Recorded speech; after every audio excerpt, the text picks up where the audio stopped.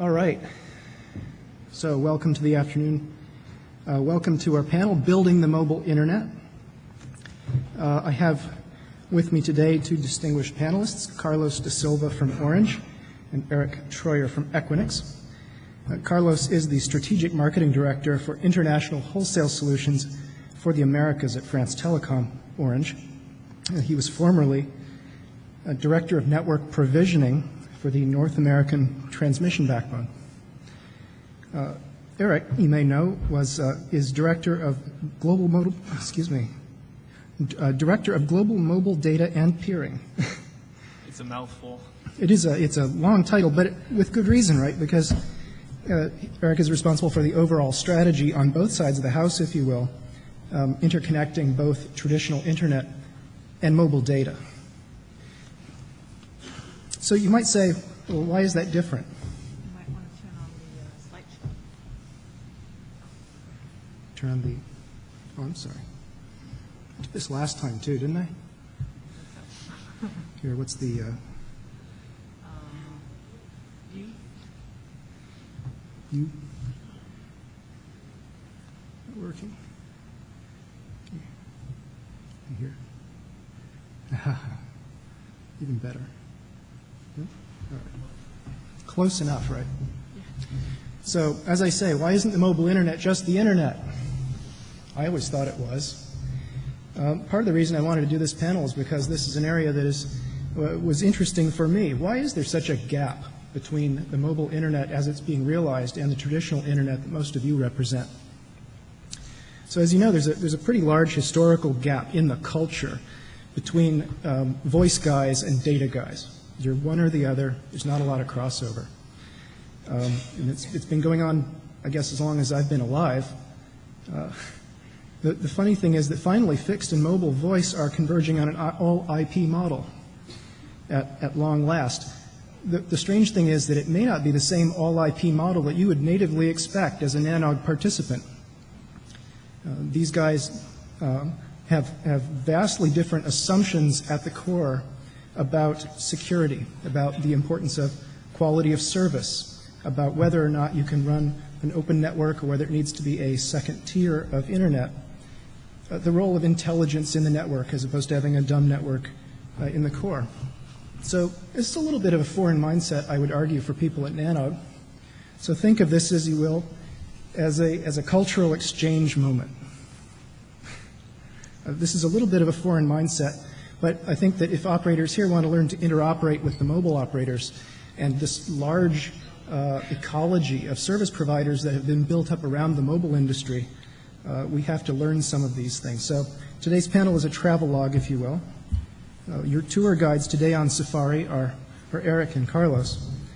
Eric is going to start by giving us a little overview, technically, of how we got to this point, GRX and IPX, and a little bit about the economics and the engineering concerns that drive the mobile operators. So I'll start with Eric. Great, thanks. Sure. Next slide. So not long ago, the executive team at Equinix asked me why mobility is important.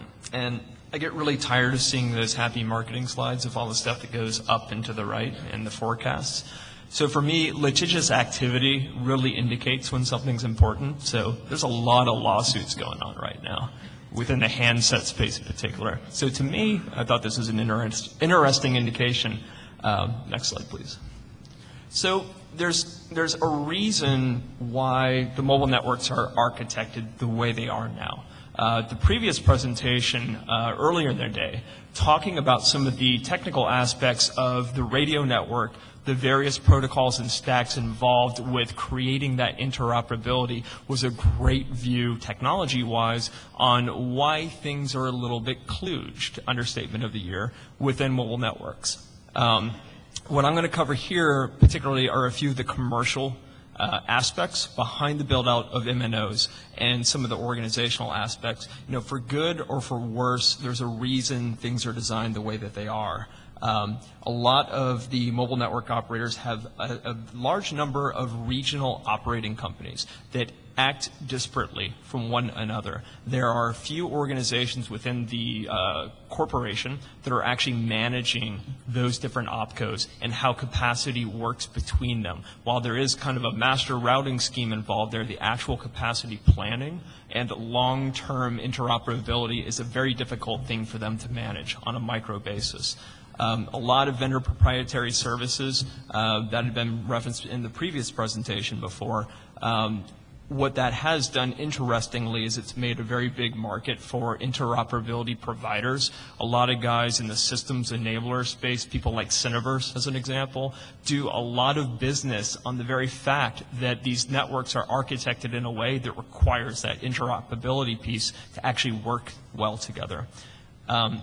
There's a huge prioritization happening right now in the radio and spectrum space. Most of the money within the MNO environment is being thrown at bandwidth at the very edge of the network. That edge of the network is defined by available spectrum and the amount of transceivers and capacity you have out to those towers. That's where a lot of money is being spent currently, less so within the core space and the overall architecture for actually passing those bits back to the global internet as we know it. There's a large concern of commoditization. That's a concern everyone shares across the data services environment. In particular, for the mobile guys, there is a prioritization of average revenue per user.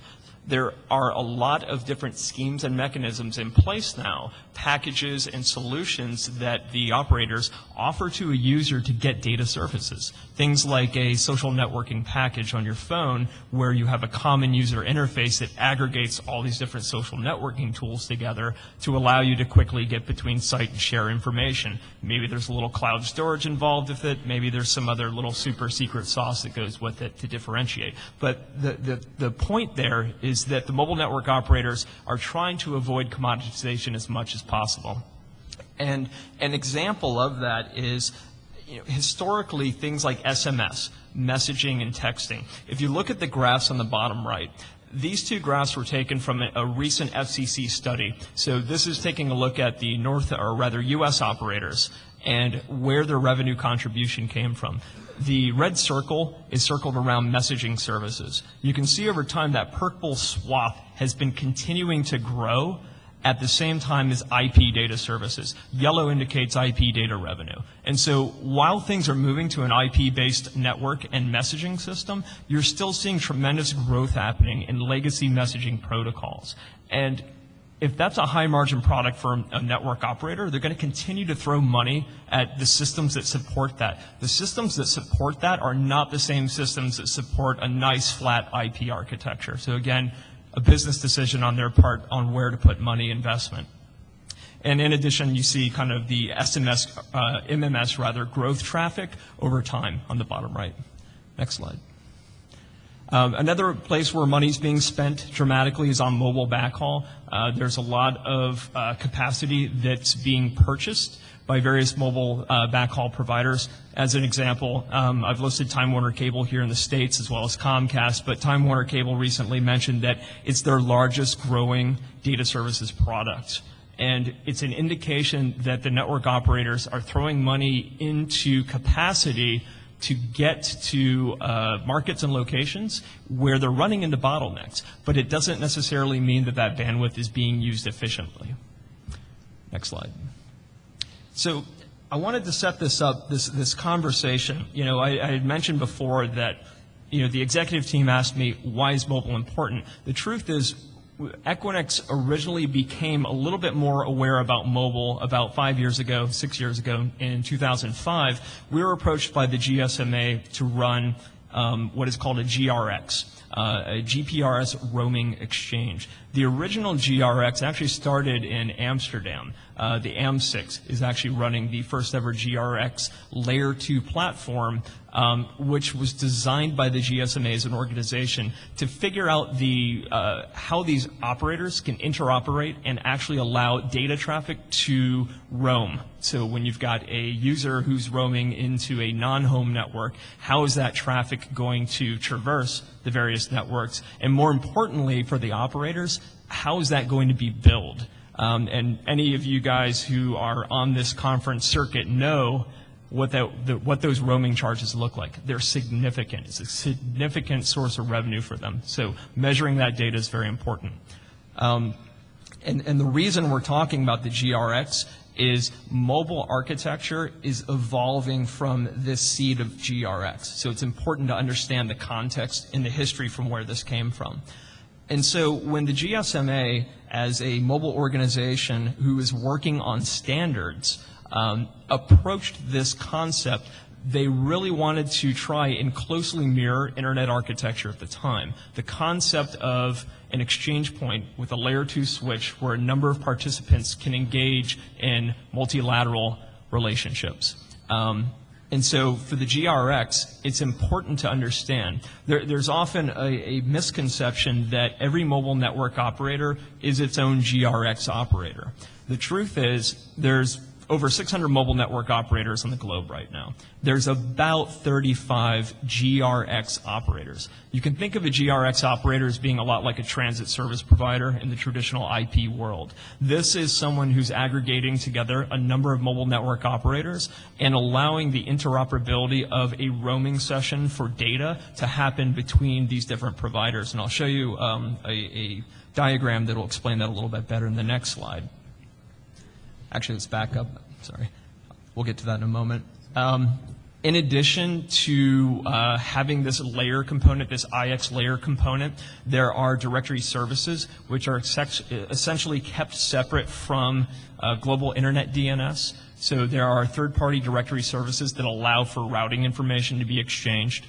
One of the more interesting and perhaps notorious features of the GRX is that at the time this was deployed, the business support systems for the mobile network operators were very limited. And in order to account for the traffic that was going across these GRX networks so that they could bill the roaming user, it required drastic hairpinning of traffic between the home network and the roaming network to the content source and back again. And I have another slide which I'll show you shortly, which is going to go through that flow.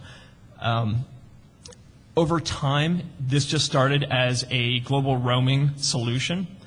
In addition to that, what they've done is they've added additional services over time, things like UMTS and MMS interworking. And ultimately, as a transition point, as we're talking about the evolution of architecture, the GRX working group at the GSMA, the guys who started this architecture primarily for roaming, have been tasked for the next generation solutions on how they're going to interconnect IP-based applications. And I put IP applications in quotes here surreptitiously because it's an indication of how an MNO thinks about IP.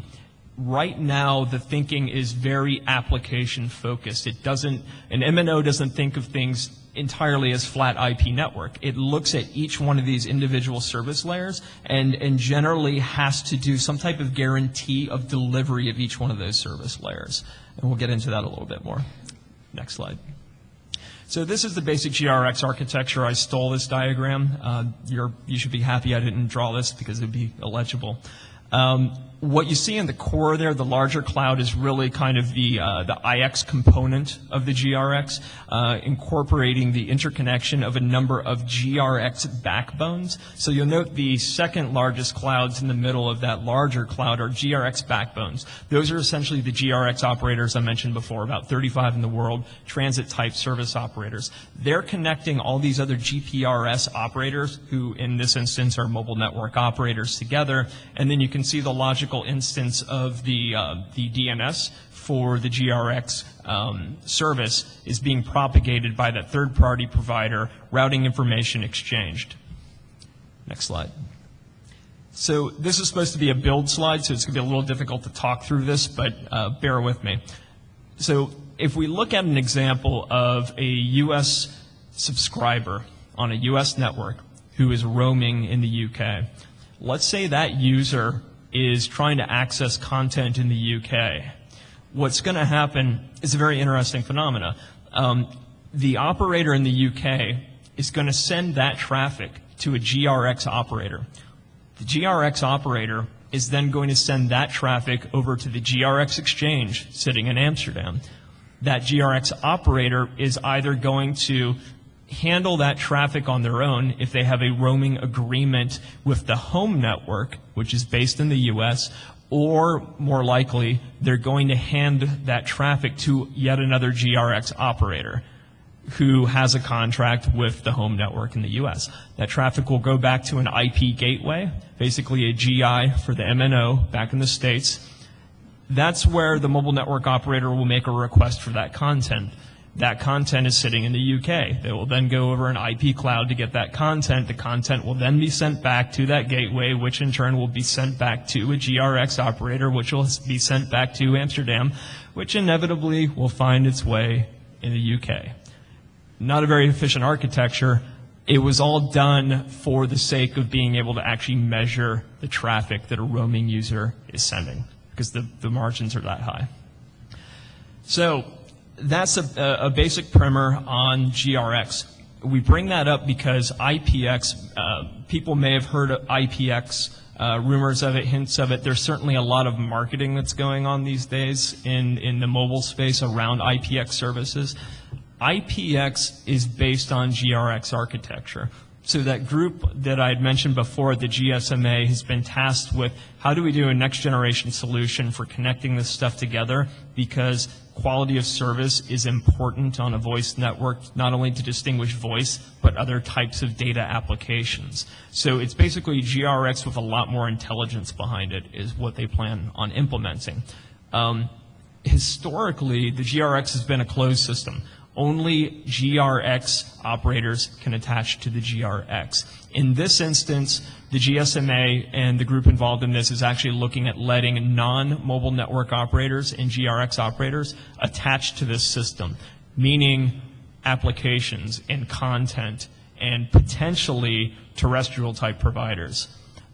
Changes in the way that the mobile network systems are built for their BSS are far more advanced now, so they're looking at ways of doing local handoff of traffic in market. It's a KPI-focused solution where they have defined very rough KPIs. Things like one-way delay, round-trip delay, jitter, packet loss, very basic rudimentary measurements that have been put forth as a standard to shoot for. However, at this point within the GSMA itself, there's still a lot of dialogue about how that's going to be measured, and more specifically, what attributes do you measure within that service layer. And what I included on the bottom of the slide is kind of a basic overview from GSMA literature that shows all the different features they want to enable in IPX. And it's important to see it really does look like a huge wish list for creating a QoS type network. As I mentioned before, there's a lot of marketing happening at IPX right now within operators.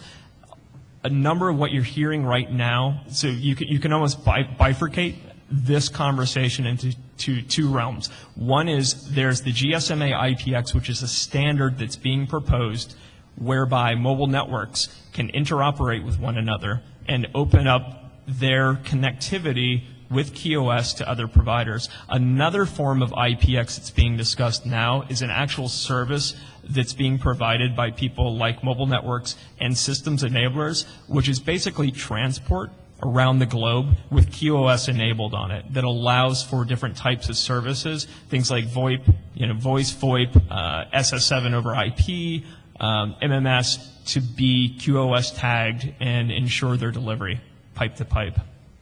Next slide. So one of the things that I have to ask as a question, someone who spent time building internet backbones and peering, is can something like IPX, as complicated as it sounds and as un-internet as it sounds, can it help the mobile networks start to deploy something that looks more like the internet, something that could get us closer to the edge of where internet traffic is being exchanged now. And in places like the U.S., as an example, there's a large mobile network operator that has 4 primary GI points where there's gatewaying of traffic. And sessions in places like Silicon Valley have to go all the way up to Seattle and back down again multiple times for sessions. A less extreme example of what you saw for GRX. Next slide. And so there's evidence of this happening. If you look at Akamai's State of the Internet report from last year, they noted that in New Jersey there is a tremendous growth in the per capita IP usage there, and that's primarily driven by proxy and gatewaying of mobile network operators. And so just a few thoughts on IPX's impact.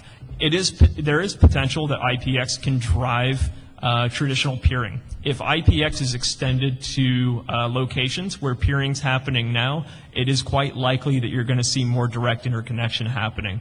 Obviously, over time, as things scale, there will need to be more distributed architecture to allow for the mobile networks to scale. The architecture itself is likely to be composed of a combination of closed networks and IP-based internet networks, kind of like what we're seeing now, but perhaps potentially more formalized down the road.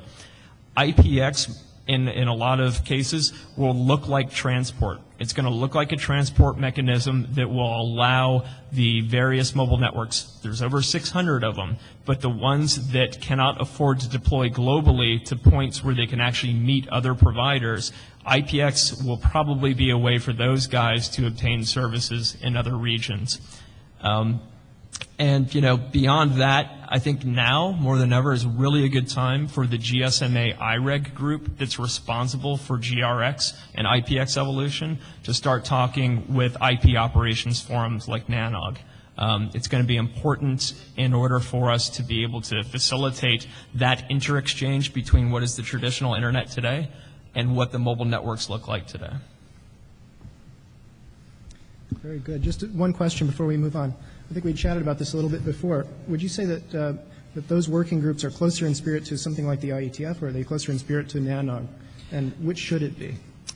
Loaded question. Yeah, well, they look a lot more like the IETF, and that's not necessarily a bad thing. But what is missing is a certain spirit of cooperation between companies in some cases. So, there's the engineer archetype that sees a problem and their eyes light up and they see a potential solution and they want to hash through that in a meeting.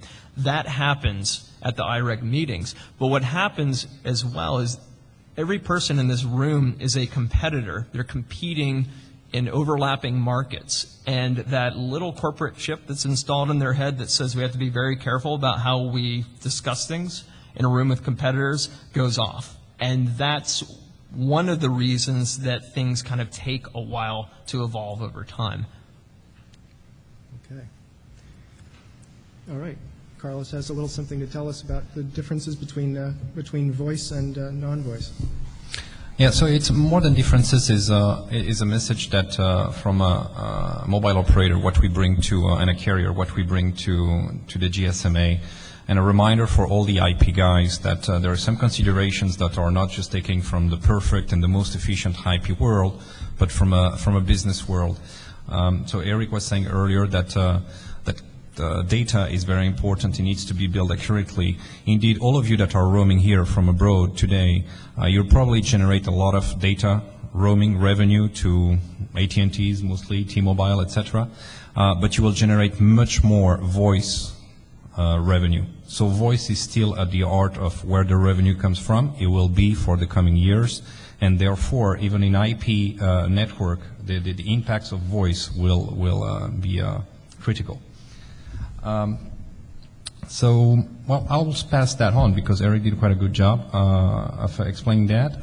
The IPX principle, so you have two service providers, and the idea of IPX is that there are different providers the same way that there's different internet providers today. And most of the services that we'll go through are voice, of course, through GRX, which is the GPRS service, but it's also used to carry SS7, RCS video conference, SMS, etc., old school, what I call old school services, but that are very important for the revenue stream of all the mobile operators. So they want to be careful that the transition from GRX to what is IPX will retain all the specificities they had before and would not impact the revenue. The IPX feature is, and that's a lot of marketing spin on it, but the IPX feature, why do we need to go from an IP to an IPX from the GRX today? A lot of it is talking about QoS. The QoS will be better because there will be enablement of classes of service and packets will be tagged differently, whether it's voice, video conference call, or SMS, and basically more or less time sensitive. It's also a strong change on the fact that GRX today doesn't really have a QoS cascading and doesn't have billing cascading, so it's not possible to charge for a receiving party and cascade back the same way that the voice business works today. So all that will enable this transition, not from GRX to IPX only, but from the TDM world of voice to IP. And that's even more important. It's how do we go from TDM to IP, and in the process go from GRX to IPX. Next slide. So a bit of how things work today between what I put customer, but here it's a mobile operator mostly. It could be another, not just a mobile operator in the IPX world. So you have voice over IP access. So that's a dedicated trunk that goes directly, for the case of Orange, to our IP AS, and then you get like other services that are specific to the mobile community. So 3GRX, that's the IP traffic. Cictron is a signaling traffic for SMS. Then you have BlackBerry that has its own network that's secured and well defined between everybody else through VPNs. So all that goes through what is called the GRX, which today is for Orange's AS2300. And then at the bottom line, you have the biggest chunk of traffic, which is natural voice traffic. That's TDM traffic. Next slide. So what's the idea of IPX? The idea is that all these services collide in the same access. So again, here nothing new. It's just talking about convergence, and it's not so much convergence of service. It's convergence of networks. Try to decrease the unit cost by using the same IP pipe access and the same IP network to transport all these services. Next slide. But before we get into that and just talking about specifics, so how does voice, what's the role of voice? Voice will be the major service over IPX as for it. I'm talking about revenue-wise. Okay, it's not the sexiest one for sure, but it will be the biggest one, and as such, it will be the one with a very important specification. Voice is not just an application over IP. And that's been a lot of spin from the IREC folks, taking GRX to IPX and saying that voice will just be another app, the same thing than video conference, than whatever else. Well, the fact of the matter is that voice is not just an application over IP. I'll come to that after. QoS cascading for voice, it's much more important than IP transport for QoS. And I'll explain that again after. And consequently, voice will bend some of the IP rules that you are all familiar with. Next slide. Today, the voice path is driven by business rules, and in a different way than in the IP world, carriers do not always look for the shortest path. It's not what prevails. What prevails is what's the shortest, cheapest path, and with a lot of commitments, it's much more complex than peering or transit. It gets way more complex. It's been like that for years. There's a huge industry involved in that. So. In the IP world, there's this notion that it's always the direct path. In the voice world, it doesn't have to be like that, and as a matter of fact, it cannot be like that.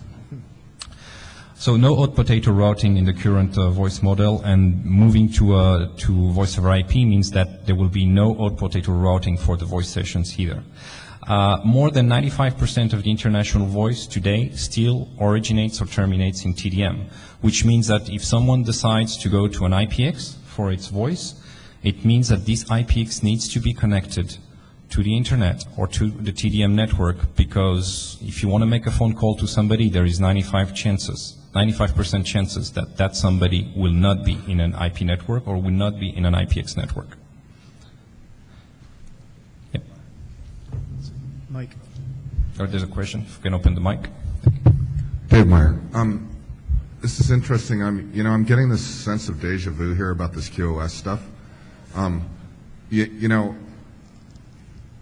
can remember this similar. Well, I understand that that voice is a different animal and it has its requirements and all this stuff.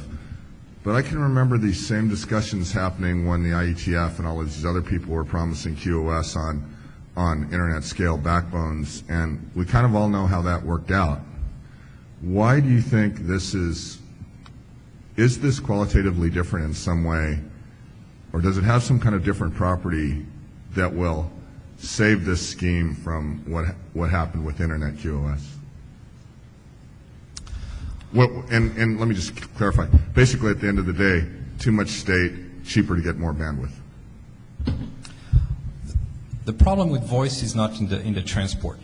It's what makes a voice call good or bad is very rarely on the transport. What makes a voice call being good or bad is how many carriers do you have to go through, how many times do you go around the planet before you reach the person you're calling.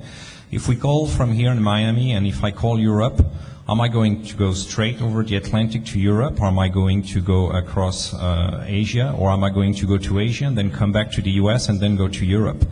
In an IP world, most likely I'll go straight to Europe. Well, in the voice world, most likely I'll go straight not to Europe.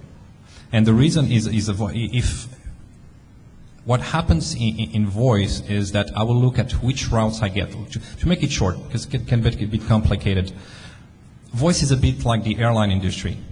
The shortest path, the direct path, is always the cheapest. Is always the most expensive one. Always. If you want a cheaper flight, chances are that if you increase the number of ops you do, you'll get a cheaper flight.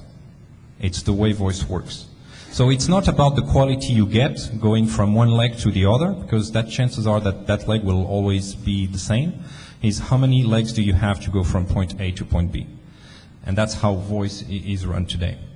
So the IPX will not change that. I have a diagram just after that will illustrate a bit more about it. But other than transport quality, route quality, there is codec quality, there is signaling quality, there is security quality. All that makes a voice call what a voice call needs to be as far as quality. Okay, next slide. So this is an example. So here you have in the IPX, like in the GRX, you have three main points, inter-exchange points. So Ashburn, Singapore, and Amsterdam. So if we look at, let's say, two operators here that interconnect and two GRX and IPX providers. The first one is the blue line, the second one is the gray line, and they both interconnect in Ashburn.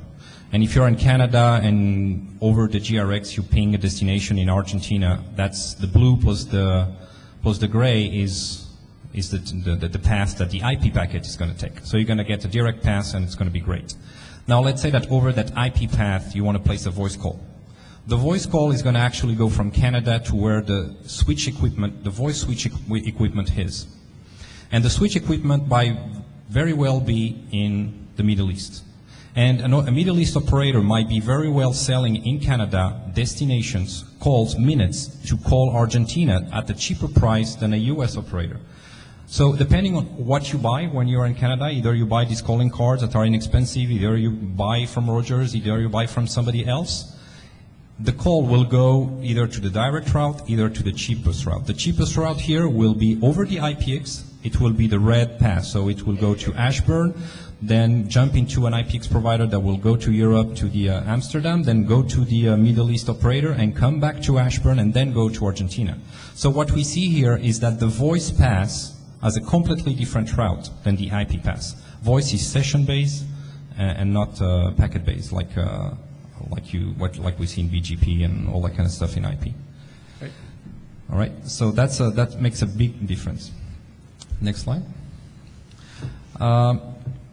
Limitations on voice and impacts on the IPX based on voice. So IPX cannot be an island, and again that's because most of the voice phones today are not based in IP. So if you want to place a call in IPX, you need to make sure that this IPX is interconnected to other networks, either internet, either TDM. As today, the GRX is not directly connected to the internet. The IP sessions are broken by voice equipments. So if you look at the pass, the red pass that I showed earlier, that voice switch breaks the session. So all the information about round-trip delay, for instance, you don't get them. You get round-trip delay from Canada to Middle East, and then you might get another round-trip delay from Middle East to Argentina, but you don't get any information about the round-trip delay for the voice call from Canada to Argentina, which makes all the QoS parameters inefficient because you're measuring something that you don't know which path it took. Voice calls are routed to voice destinations, not to networks. So when we call, when we make a phone call, you call a network. You call AT&T. You don't call a country. You call a voice network. You don't call an IP network. There is no such thing as IP address. It's a phone number, and you need to reach the network that hosts this phone. If it's in roaming, you need to manage number portability and all that kind of stuff. That makes IPX, the routing in IPX for voice much different than it could be if it was just IP. And also in voice, the voice regulation imposed that a lot of restrictions that are specific to voice. You cannot filter and have blacklist, whitelist as we have in the GRX and was might have in IP. The international regulation for voice forces you to receive all the calls that get to you. You cannot block calls because you don't like this originating country or you don't like this originating network or you don't think it's safe, unsafe, etc. If a call is coming to you, you need to accept it. So those are just a few sets of specificities of voice that will influence the IP world. So conclusion, IPX is very promising because it brings quality in a world where today there isn't any. And again, it doesn't mean that the quality is bad. It means that the quality is not measured and not committed upon. Voice will be a cornerstone on the IPX business. So even though it's just one of the many services, it's the service with the most revenue, and it will have its own specificities. It's not just another app. And ultimately, Orange, among many other operators through the i3 Forum, which is an association of carriers, is working with the GSMA to try to come up with pragmatic approaches on how to put this voice over IP and make sure that IPX is also something that's compatible and takes up quickly. That's it. Very good. Go. I just wanted to make a quick comment to Dave's question. This is just me being an unbiased reporter based on what I've observed. With IPX, the way that the GSMA and the IREG is looking at IPX, QoS is a big focus for them, no doubt about it. The other big focus for them seems to be KPIs, key performance indicators. What they want to be able to do is end-to-end through the entire data path, measure a number of different indicators for how things are working, and they want to be able to build SLAs on them and everything else. So that's one of the other key things that's pushing IPX. Now, with respect to QoS itself and the throwing bandwidth at the problem issue, definitely I've heard conversations at IREG meetings where there is a huge concern on their part that voice gets squashed when things get busy in the network. And there's a huge amount of data being thrown around in certain portions of a mobile network, a la the backhaul stuff, but that's only one working division of the network. At the other points of where signaling's happening and the voice handoff, that's an entirely different group, and they're not capacity planning in the same way. So I think one of the key things there is there needs to be better coordination within the mobile network operator to that respect. And then my other point before, the last point that I made is it is important that the mobile guys get into the IP operations group so they can learn that lesson like you had mentioned before, because there's history there that's been learned by a certain group, and that's applicable to what's going on today.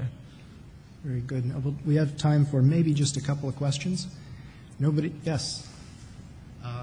Question for Eric in terms of capacity planning that you just mentioned. I noticed that over the last few months, a number of European carriers and at least one US carrier have started to identify what they call large users of data, and they've started charging these people extra money for the number of bits that they download. I just wondered, what's your view? Is this a method of bringing in equity and charging high users a little bit more money to make it fair?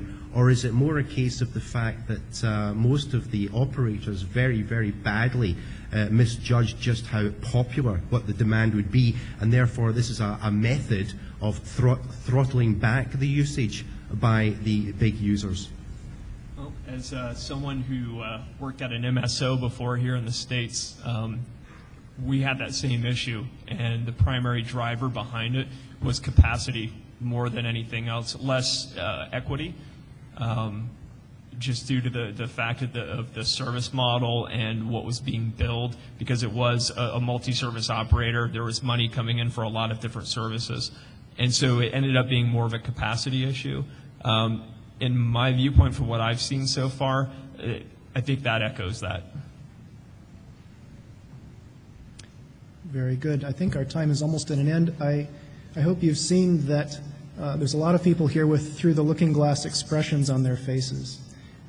It is, I think, as I said, a cultural issue. I think it's like as if you've been presented with the logic of like non-Euclidean geometry for the first time. You say, there is logic here. It's internally consistent. It's not the one I know. I think it's interesting. I hope we get to talk more with this industry at NANOG over time. Any other questions? All right, let's thank the panelists.